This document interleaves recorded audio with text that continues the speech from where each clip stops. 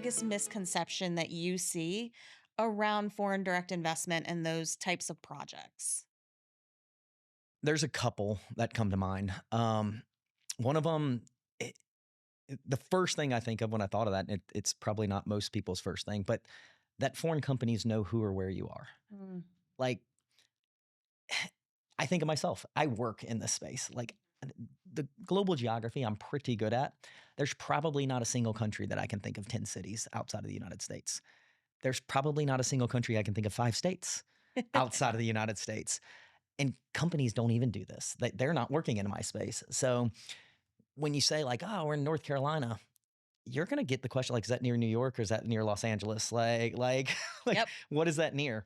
And then like, I think even most U.S. citizens, much less from a foreign perspective, don't realize how geographically large the United States is.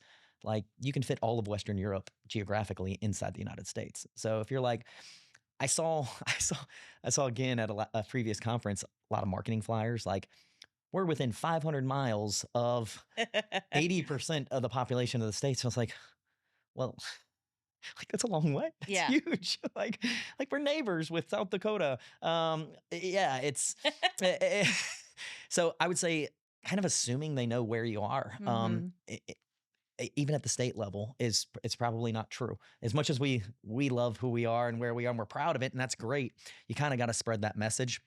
Um, but then another thing that comes into my brain is how important what is called globally aftercare, but business retention and expansion Mm. for foreign companies, I would almost argue is more important. Okay.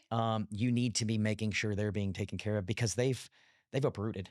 You know, Yeah. they've not only changed where their business is located, they've changed where they live. They've come into a new culture. They're going to have challenges that maybe a domestic company wouldn't have. And if you take care of them, if you're actively trying to make sure that their needs are met, you're going to land more foreign investment because their experience will come out Yeah. in the wash, as they say. So yeah, I would say those two things. Don't assume people know who you are or where you are, and then take care of the companies you already have because the data also will show you you're going to create more jobs and more capex from those that are located where you are. Uh, so yeah, I'm experiencing that in my hometown right now. We're in like phase 3 of a giant South Korean investment that keeps creating more jobs and more capex. That was one investment. Yeah.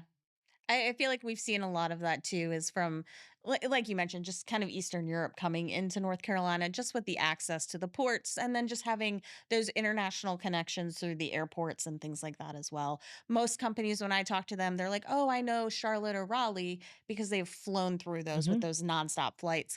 But other than that, they don't know kind of geographically where that is located. They just know that they have airports and they've flown through them. Yeah, 100%. And there's opportunities in that just to be able to grab attention. I was speaking with a Ukrainian company. You speak of Eastern Europe, a Ukrainian company. They're like, we need to move to the United States right now. And in my mind, I'm thinking way too like, yeah, it's, war torn, this, that, and the other. And it was, there's no men to work in our factory. Like, Oh, yeah. like it's just things that you're like, oh, it's so Yeah. obvious, but they don't have male employment to do the heavy lifting that's required in their line of work. So, yeah, that's when now that was a couple weeks ago. I was like, huh, yeah, I was like ready to have this big emotional conversation. He's like, we just need muscle.